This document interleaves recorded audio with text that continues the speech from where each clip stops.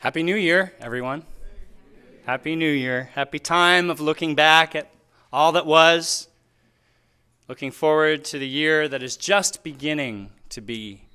Happy time of assessing where we are in our lives, who we want to be in the year to come. Happy time of discerning all those ways we want to be calmer, and thinner, more healthy, more focused, more lighthearted than we were last year. Happy time of striving to be less bitter, less cynical, less jealous, less judgmental, less annoyed, less stuck in the past. Happy time. Happy time of making all kinds of promises to ourselves, resolutions we often call them, that we won't be able or willing to keep, not because they're not worthy goals, but because they're often reactions to the inherent flaws we find in ourselves, those glaring weaknesses we believe that we have, the places where we struggle, where we are deficient, the places where we are convinced that we should be better than we are, the places where we could say our character is lacking. In this month in the church, when we're encouraged to consider what does it mean to live a life of character, we may be tempted, much like many of us may be in our not so happy approach to resolution making, to focus on all those ways we don't measure up. Living a life of character this way is more like trying to live a life of perfection, right? Of striving to do all things right all the time, or at least to not do so many things wrong.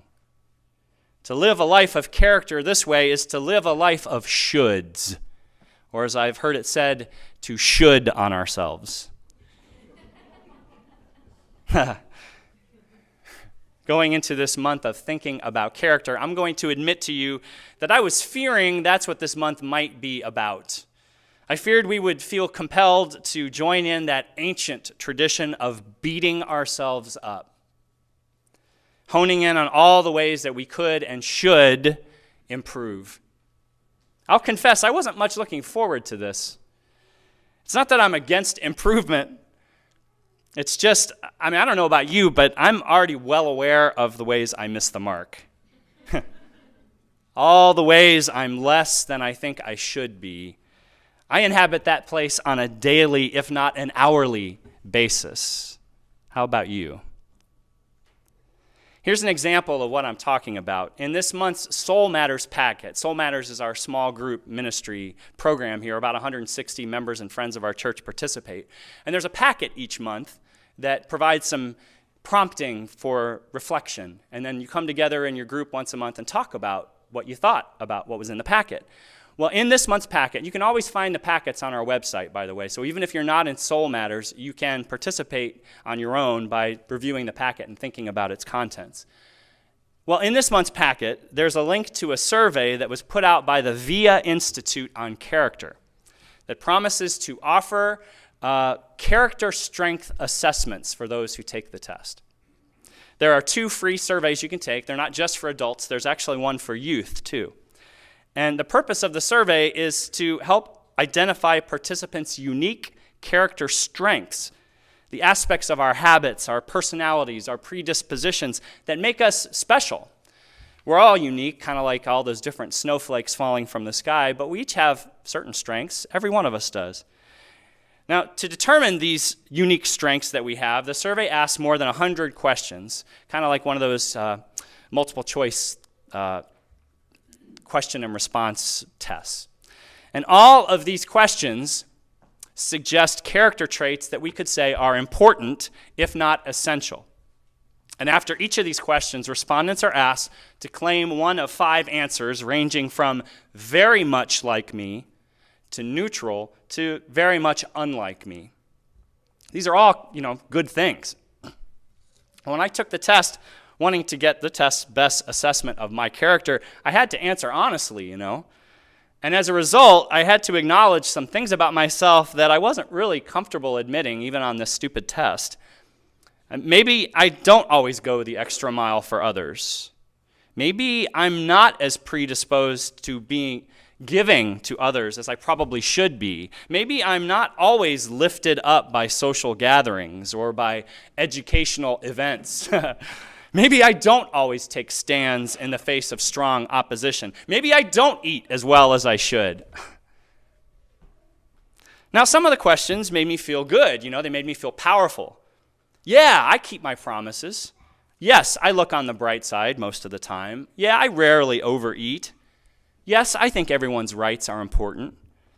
But for many of the other questions, I was reminded of all the ways I fall short of the person I imagine I should be trying to be.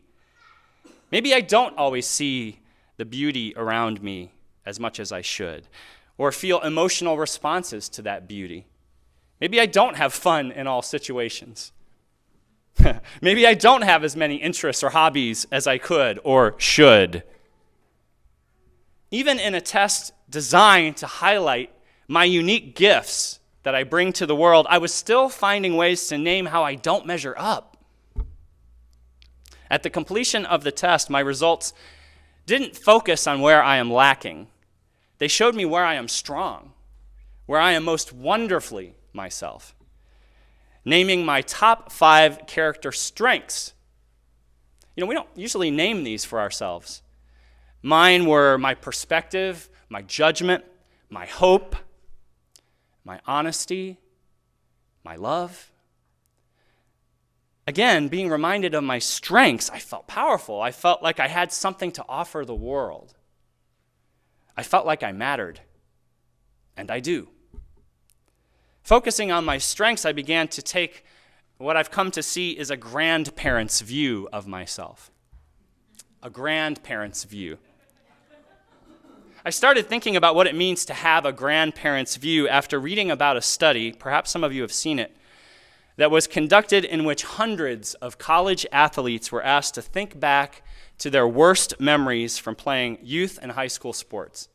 So hundreds of college athletes were asked to think back to their worst memories from playing youth and high school sports.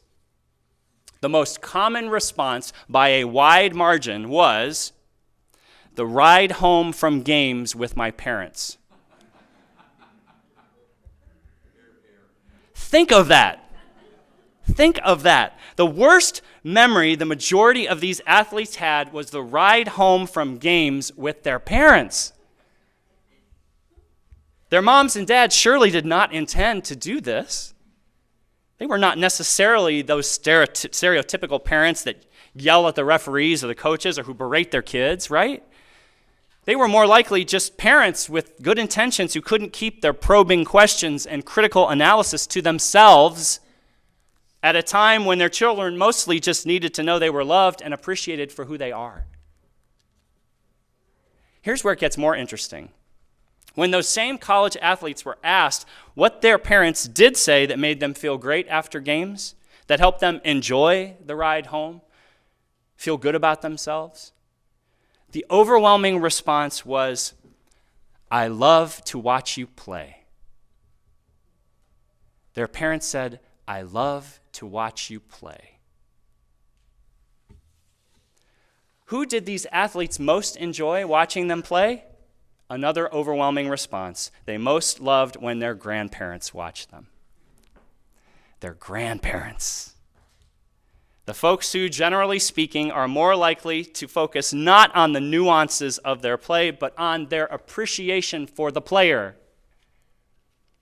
Grandparents are the ones most likely to say the 6 most important words these athletes said they longed to hear. "I love to watch you play," and leave it at that. Now, after reading about this and thinking back to my interactions with my daughter, now 10, after her dance and violin recitals and school performances, wow, I knew I wanted to take much more of a grandparent's approach with her. I wanted to tell her how much I love to watch her play, because I do. I don't care how she does. I love to watch her play. Well, the response I received from her when, after the next performance, I did simply say, "Leah, I love watching you play."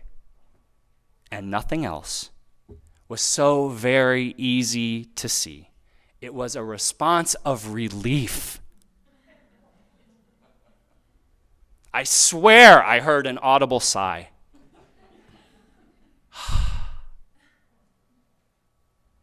And I saw a happy smile.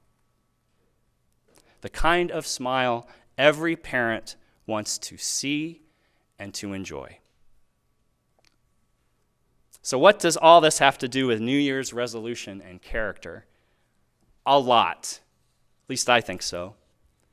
You see, my invitation to you, both for the remainder of today's service and as we cross the metaphorical threshold together into the new year just begun, is to consider applying to ourselves a grandparent's view, a way of seeing ourselves with unconditional appreciation of our unique gifts, heartfelt gratitude for our strengths. My invitation, we could say, is for each of us to say to ourselves more often in this new year, I love to watch you play.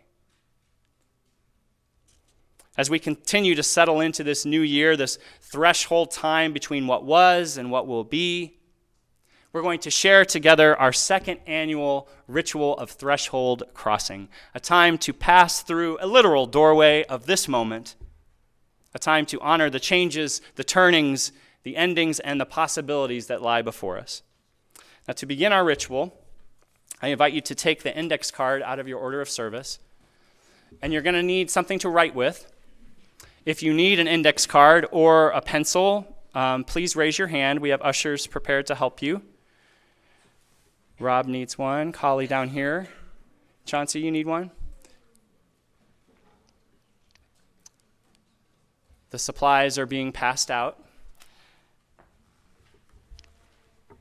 Now, if you're listening to this or watching this on audio or video podcast, you can pause the recording and go get a piece of paper and something to write with. You can do this ritual at home too. All you need is a doorway. I bet you have one. Well, when you get your card, I want you to fold it in two like this.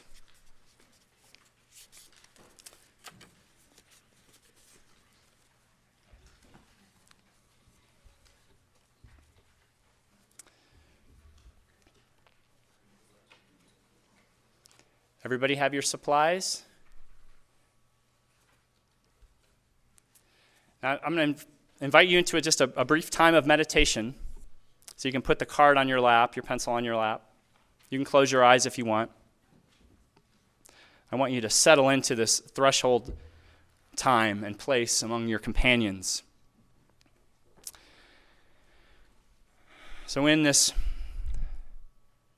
attempt to be in a meditative place, as you feel your breath going in and out the door of your body, can you think of your unique character strengths?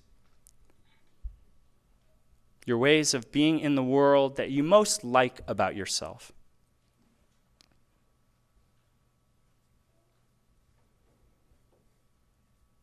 If you're having trouble identifying your strengths, imagine what your best friends would say. Or better yet, take a grandparent's view of yourself.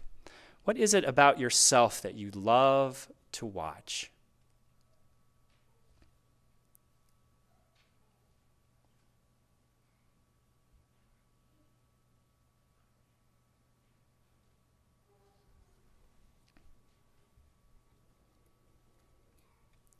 As you begin to identify those things, I want you to, those things that you love to watch in yourself, your unique strengths, I invite you to write or draw your unique character strengths you acknowledged, those ways of being in the world that you love or that you know others appreciate you, on the bottom half of the card.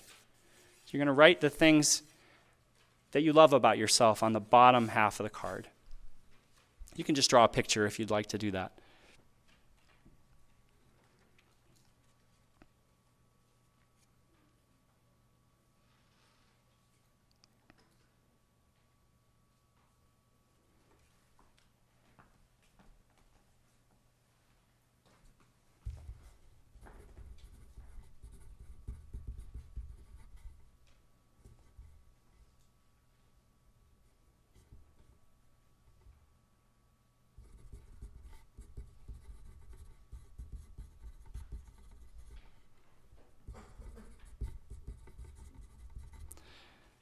You can keep adding to that if you want, but on the top half, I want you to write words or draw a picture of anything that you want to leave behind as you cross the threshold into the new year.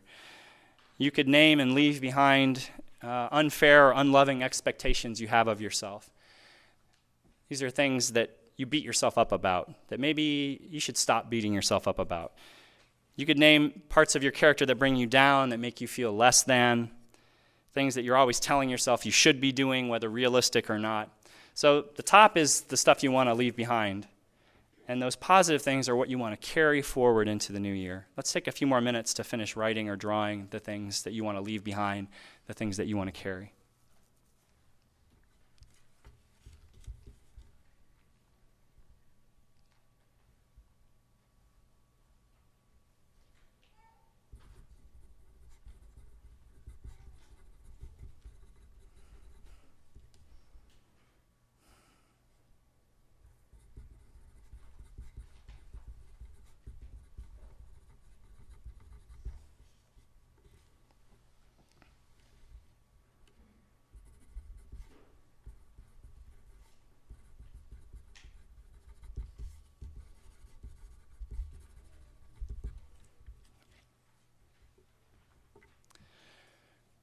When you're done writing, I want you to rip your card in half along the fold.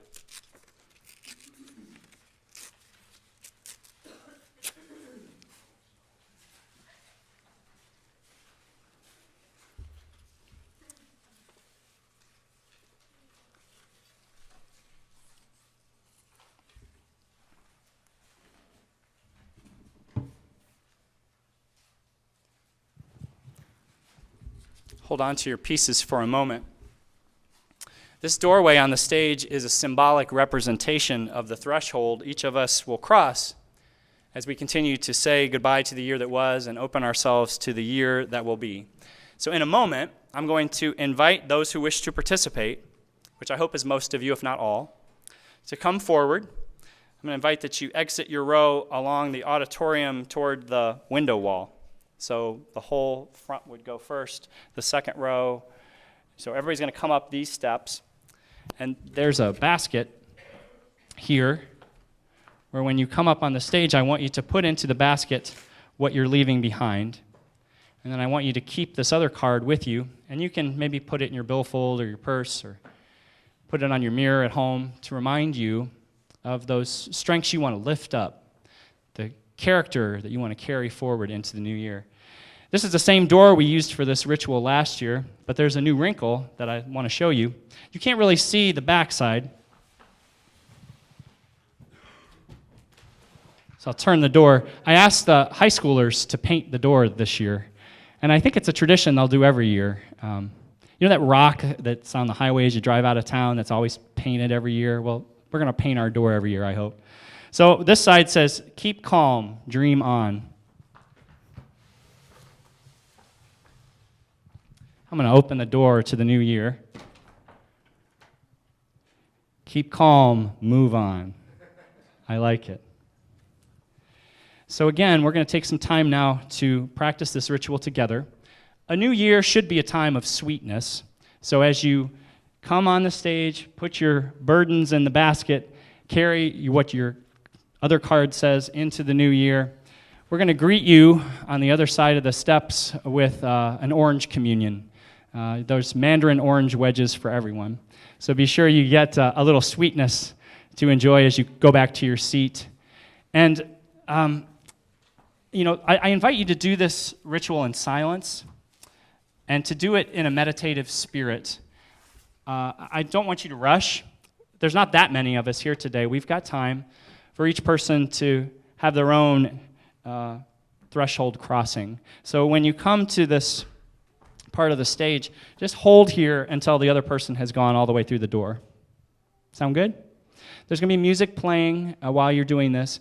And those of you who are waiting to go or have already gone through the door, I invite you to take this time to meditate on the complicated humanity of your sisters and brothers, your human family, and maybe to love watching other people play.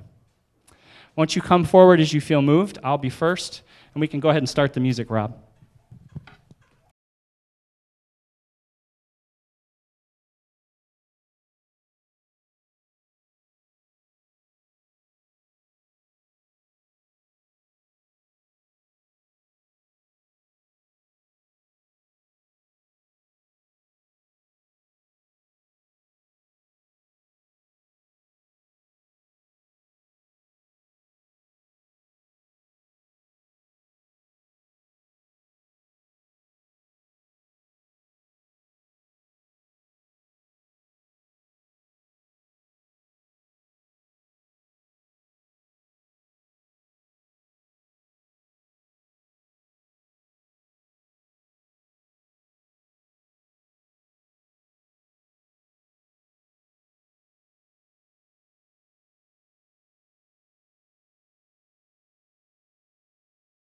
Love to watch you play.